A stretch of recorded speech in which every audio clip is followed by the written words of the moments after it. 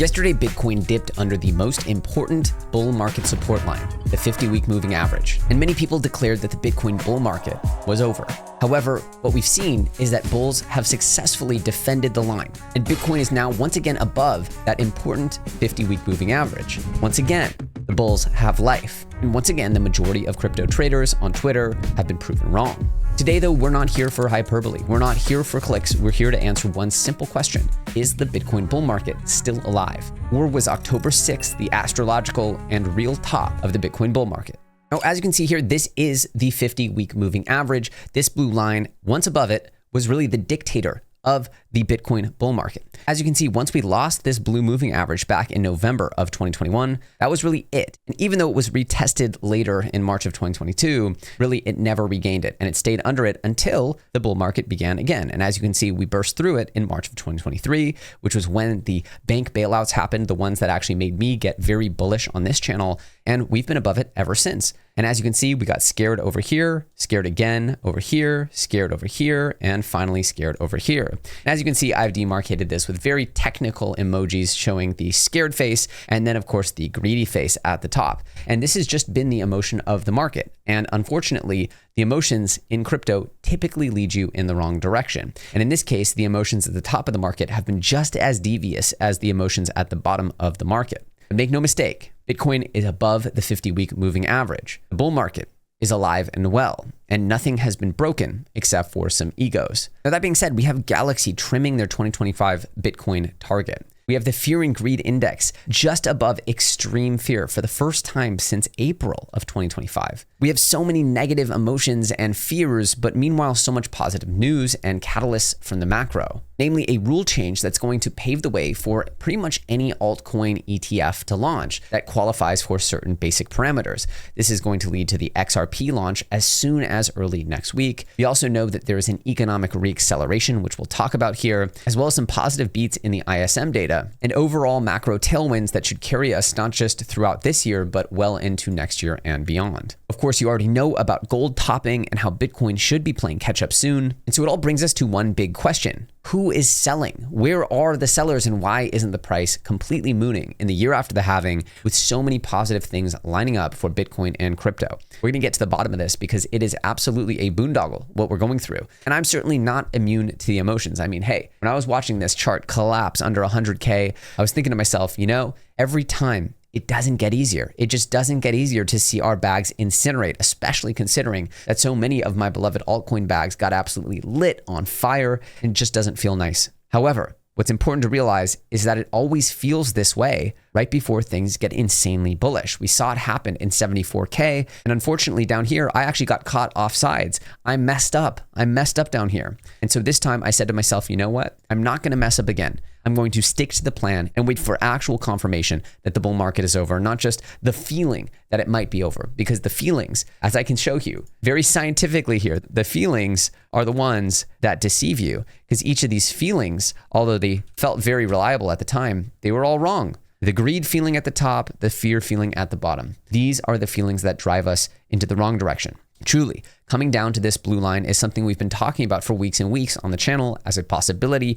as dare I say, a likelihood. And that's why going under it, tickling it, dancing around it was almost guaranteed to happen. And so now that we've seen it, doesn't mean that we can't go back down there. Of course, if we do start closing under that blue line, it's bad news. It's bad news bears, or good news bears, bad news bulls. But that hasn't happened yet. So let's go ahead and take it one step at a time. First off, let's talk about some of this positive news coming into the industry. For example, these new altcoin ETFs. I mean, essentially what's happening with crypto is crypto has become normalized. Crypto has become a part of finance. There is no longer a distinction between crypto assets and stocks. It is just a different asset that's traded in many cases now on the actual stock market. So what we're seeing is a maturation of the asset class. And maturation and maturity are a part of everything we're going to be talking about today. Because a lot of people are wondering, with this backdrop, with new data from Fijao here, as you can see, he's showing that there's been an economic reacceleration with good data coming out of the ADP private employment. We also have good data coming out of the ISM. We talked a little about that. Here's more detailed information about that. This was a positive surprise, the ISM data.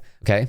The services sector expanded more robustly than anticipated, rebounding from September's flat reading. Key subcomponents like business activity and new orders likely drove the upside, signaling resilience amid potential headwinds like inflation or geopolitical tensions. As we know, the ISM, as it moves upward, has almost perfectly coincided with Bitcoin and crypto bull markets. When the ISM peaks is actually when the Bitcoin and crypto bull markets tend to peak. The higher the ISM, the higher the peak of the market. And the ISM has been under 50, which is the bearish territory for the longest time in history, which explains why money has not flown all the way to altcoins, which has not flown to small cap tech stocks. I'll show this right now. This is from my good buddy Capital Flows, but he talks here about how Bitcoin is actually trading in lockstep with a significant amount of S&P stocks. Listen to this. Bitcoin in itself functions on a risk curve. And when we look at how it's trading, it's moving in lockstep with S&P 500 breadth. The S&P 500 breadth is not the Mag 7 alone. It's actually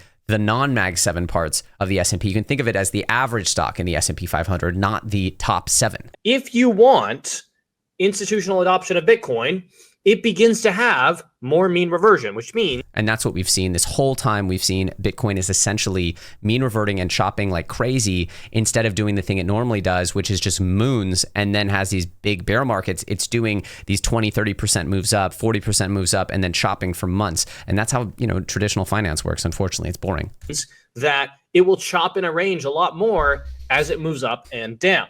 Now, this directly links with the macro regime that we are in. Notice that Bitcoin in white is moving in lockstep with the S&P 500 breadth. So as you can see here, Bitcoin is actually not performing differently than the S&P 500. It's just not performing in lockstep with the Mag 7. That's the point he's making here, is that if you want Bitcoin to perform just like the Mag 7, it's not big enough, it's not mature enough. But the Mag 7 is also benefiting from all the tailwinds and all the excitement around AI, where Bitcoin's not really benefiting from that. It's not really a direct comparison to say, okay, Bitcoin's going to benefit from AI. Maybe because AI will create socialism, will create UBI, will create debasement, that would benefit Bitcoin, but that's too far removed, okay? So that's what he's saying here, is that the excitement around the Mag 7 shouldn't be compared one-to-one to Bitcoin, because Bitcoin is actually moving with the breadth of the stocks in the S&P 500, not the Mag 7. I think this is very interesting and very critical observation. So again, Bitcoin's not performing weirdly here. It's just not performing in lockstep with the Mag 7. But with all the good news, with all the macro tailwinds, with rate cuts coming down, and I believe that this government shutdown, which should end within the next few weeks here, is actually holding back Bitcoin exploding, because Jerome Powell and the Fed have kind of started to position that they're not going to make any more moves while the government shutdown is going on. So now Jerome Powell has politicized the rate cuts now to a point where now the bullish catalysts are being held back by the government shutdown as well. So again, you can have your opinion on that. I have mine. But the question is, in this regime, who is selling? Who are the sellers? And I found an absolutely phenomenal article by Jordy Visser here, who I highly encourage you to follow. Jordy Visser here. One of the best written articles I've seen in a very long time. And this one went pretty viral here. So you might have seen this idea floated around, but Bitcoin is going through what he's calling a silent IPO. I'm not going to bring you through the whole article here, but the concept here is that when a company goes public, they're the original investors, the early stage investors, the seed investors. Maybe they've been holding on to some equity in this company for years. Maybe it's the founders, maybe it's the early employees, and they've been holding on to equity that hasn't been able to be sold really, because they have such a big amount of this equity, but there's not really a buyer for it. So when they go public on the stock market, that's their chance to now sell. And so you get all of these early investors, holders, stakeholders, and team members. They're now selling into the open market in a liquid form that they can now take profits in and take their capital win, take their W essentially, and take their chips out of that company and now have more liquid assets. This is their win that they've worked for. And the thought process here is that essentially this is the IPO, that Bitcoin being live on these ETFs, that Bitcoin now being listed on the stock market is the silent IPO of these early stakeholders that were waiting for Bitcoin to make it to 100K or some big round number. And they've waited for, in some cases, 10 plus years to take their wins and take their chips off the table. And there's been relentless and huge amounts of selling by these Bitcoin OGs, as we call them. And it represents what's called a silent IPO. Now, what's interesting, and the conclusion here, is that this isn't bad. In fact, this is really good. And the Jordy Visser is saying he's seen both sides now. He understands how traditional finance works, and he understands the pattern of IPOs, lockups, expirations, institutional accumulation. Sometimes it's different, sometimes it isn't. What's happening to Bitcoin right now isn't different. It's the same economic forces that have governed markets for centuries, just playing out in a novel context. The distressed sentiment everyone is feeling, that's not a sign of failure. It's a sign that we're in the hardest part of the journey, the part where early believers cash out and late believers feel like they missed it. It's uncomfortable, it's frustrating, but it's necessary, okay? It's necessary. The point here that he's making is that the IPO is almost complete and that these new buyers, the OGs are getting their reward, but the new buyers are ready for this next phase, right? This might sound boring, but essentially now it's a foundational monetary asset. This is Bitcoin evolved and being bought by institutions and long-term holders. This is what success looks like. Obviously, we knew Bitcoin would evolve. We knew it wouldn't be just this ragtag punk thing forever if it was going to reach millions of dollars per coin. And Jordy Visser argues here that once it's complete, once the distribution has run its course, once ownership is sufficiently fragmented, meaning that these OGs with concentrated Bitcoin ownership are now fragmenting it to others, to a larger group of holders, this is when the real institutional adoption can begin in earnest. Okay, so this is when price number go up. The Bitcoin OGs are having their liquidity event. Let them, they've earned it. And what they're leaving behind is a Bitcoin that's stronger, more distributed, and more resilient than the one they accumulated. Now, I think this is very interesting, especially as you look at the Bitcoin chart itself. When we see these extreme collapses of Bitcoin, right, to the tune of 78%, right? When we see a collapse to the tune of, in this case, 80+%, right? These are the signs of an immature market. And when you see a silent IPO, a distribution here where we're seeing distribution over months after the IPO listing, distribution over months after the Trump election, distribution over months after reaching 100K again. What we're seeing is that these forces of distribution are actually creating a stronger foundation of holders, and this is how the institutions gradually take over. And I genuinely do not think we should expect wherever the top is, unless we get a raging top to 300, 400K or 250K at least, I wouldn't expect like an 80, 90% drop on Bitcoin or a 70% drop on Bitcoin. Let's say worst case, this is the top, right? And that's something we're going to talk about today. Let's say worst case, this is the top.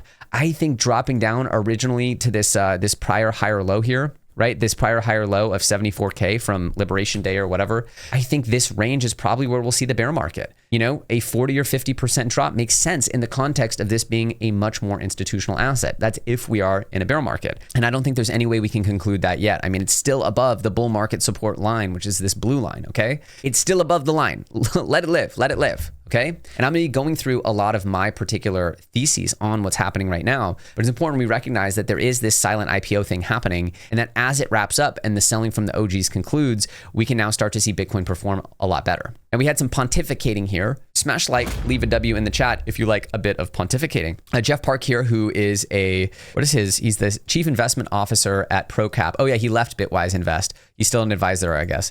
He's working with Pomp, acquiring Bitcoin. He's a big Bitcoin thought leader here, and he said that he thinks that there's some profit taking, and he has sort of a few ideas on it. The main part is that people are still bullish on Bitcoin tremendously, but these people who have been highly concentrated with billions of dollars in wealth in Bitcoin are just diversifying potentially into AI and potentially against quantum threats, but really it's just a normal process of realizing some profits and securing wealth, securing the bag, right? And I think we can all sort of identify with that. If you had billions and billions of dollars in Bitcoin, you might secure the bag over 100K too, especially if you've been holding since it was under $100, over 1,000X. Some of these people, 10,000X, absolutely crazy. They deserve their W, let them have it. But really no one cares about Bitcoin. Let's be honest, nobody cares about Bitcoin. That's the truth. And the reason why we know nobody cares about Bitcoin is the data. It's the data, right? Since July of 2023, well, we had a nice spike up here in April of 2024. This was during the ETF listing process. And we had another big spike here in November of 2024. This is right after the election. But we didn't even make it to a 50% on the risk curve. If you look here, we hit 50% on the risk curve in January of 2021, right? Before we went and Bitcoin was trading at 50% on the risk curve. Here, when Bitcoin was still under 30K or about 30K. And it went on to double again from there, and altcoins went parabolic from there. So what we see is that we haven't made it up into this frothy part of the market. It's been down, down only. And this chart really explains why our altcoins haven't pumped, because normally it's not, institutions, it's not Charles Schwab buying our altcoins. It's people, it's us, it's movements, social movements buying altcoins. And what we've seen is that the social interest in crypto has not been there, not at all, during this cycle. And it's very reminiscent of 2019. And so there's a huge comparison here of what happened throughout this entire cycle with what happened during 2019. And 2019 is down here, right? 2019, I was there.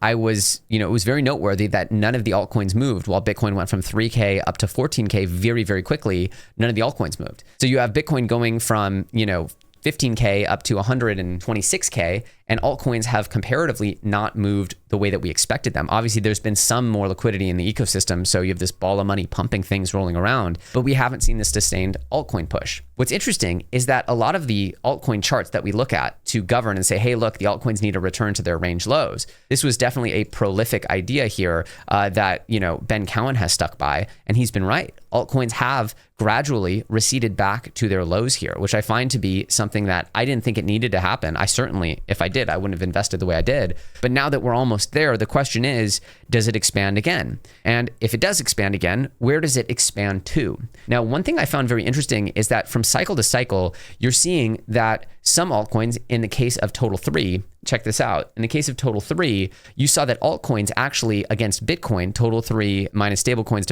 over Bitcoin, this is the dominance of Total 3 versus Bitcoin, actually had a lower high from 2017 to 2021. And this leads people to believe that altcoins in general will continue to be less important versus Bitcoin in the scheme of crypto, right? So as this line goes down, you would say, okay, the altcoins are less important in the scheme of crypto. But this is actually just Total 3 minus stablecoins. And I would argue that maybe this has a lot to do with XRP kind of being absent from the bull run last time. If XRP was here, maybe it could have gone a little bit higher because XRP represents so much market cap in the Total 3 ecosystem. That being said, when you look at others, which is actually the chart of the altcoins outside of the top 10, this chart actually made a higher high from the 2017 to the 2021 cycle. So while the Total 3, which is the, includes the top 10 altcoins, had less dominance versus Bitcoin from 2017 to 2021, right? As shown here, you see this decreasing trend. What we see is that there's actually an increasing trend of the smaller altcoins and their percentage of the crypto ecosystem versus Bitcoin. And I find this very interesting. And of course, I put out this chart here. I tweeted this. This is definitely, I think, an original observation. I haven't seen people put this observation out. If people have, I haven't seen it.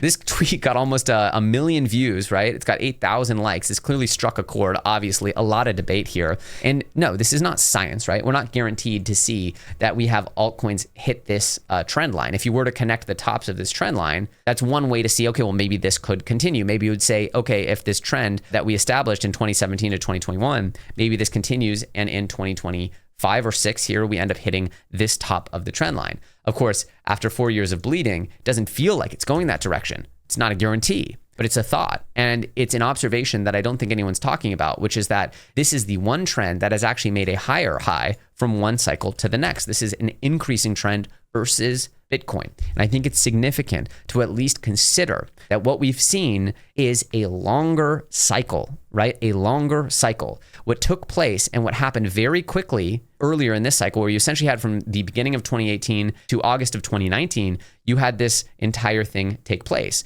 But we've had this, instead of a year and a half, it's taken essentially 4 years. Now, markets do love symmetry. Markets love a bit of symmetry. And there's a general heuristic that the longer the bear, the longer the bull. The one part of the market, the longer the other part of the market. There tends to be through lines there. So we all know why this altcoin cycle has felt so different, because we haven't gotten a cycle. We haven't got outperformance durably from altcoins versus Bitcoin. And when that starts happening, my theory is that because it took so much longer for this to happen versus this, that it will take much longer for this to happen or for this to happen than this. So from the bottom here to the top, we have a date range of about 54 bars, right? 54 weeks, just call it a year. So we have a year here, right? We have a year from the ultimate low to the ultimate high of others versus Bitcoin. And if you're being very, very, precise, right? If you're being a little more honest, this is the precise and technical way to measure it. But the truth is that you could argue that this late stage was just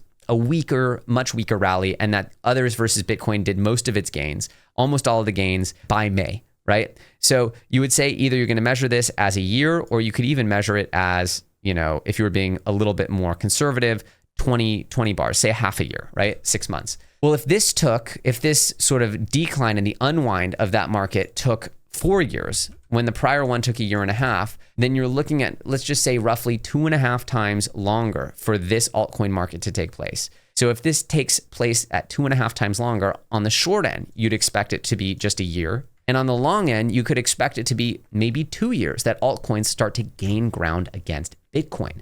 Now, is this guaranteed to happen? No, I think we need to see some shifts around before we get this multi-year altcoin cycle. We've been beaten down by macro. We've been beaten down by the Fed. Certainly, I was expecting for these things to play out earlier. You know that. I've been very public about that. I've bought all the coins based on that, and I am paying the price because I've been a bit early. But does that mean that the thesis is wrong? And do I suspect, quite frankly, that the people who buy in wholesale to the idea that altcoins are absolutely worthless and that there's no way to make money on them, and that they will abandon full sale all of their bags and all of their appreciation for alts, become Bitcoin maxis, and forget and cast away their love for the beloved alternative crypto coins? I think as poetic nature would have, that's what people will do right here at the bottom. And they will wish that they were still holding things when it reverses. Now, I don't think you need to front run this. I think that there will be plenty of time to react. But let's get back to the core question. Is the bull market over, right? Are we out of time for altcoins to play catch up? Is it over? Did we just miss our opportunity? Now, of course, if we start closing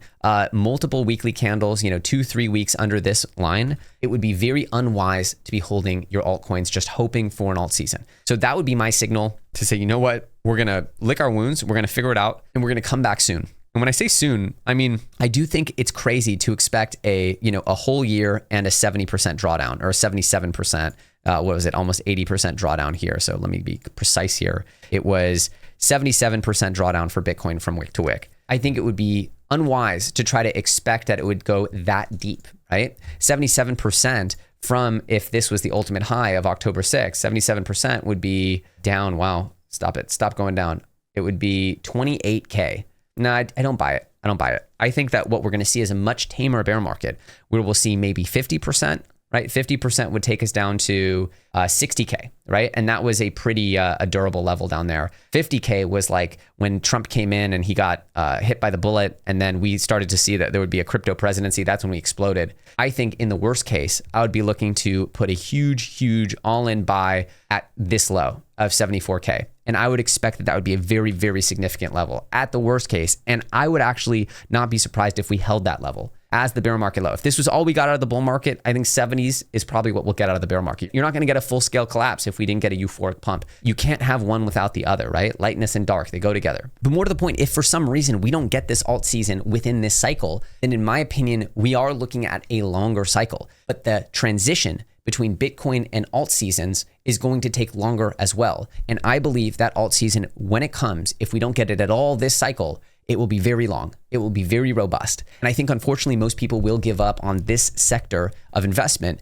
before they have the chance to experience its benefits. So no matter which way you slice it, I'm a true believer. I am an optimist, and I know at some point that this will change. I don't believe the bull market's over. In fact, as of right now, it's just another sweep the lows and scare the hoes. That's where we're at.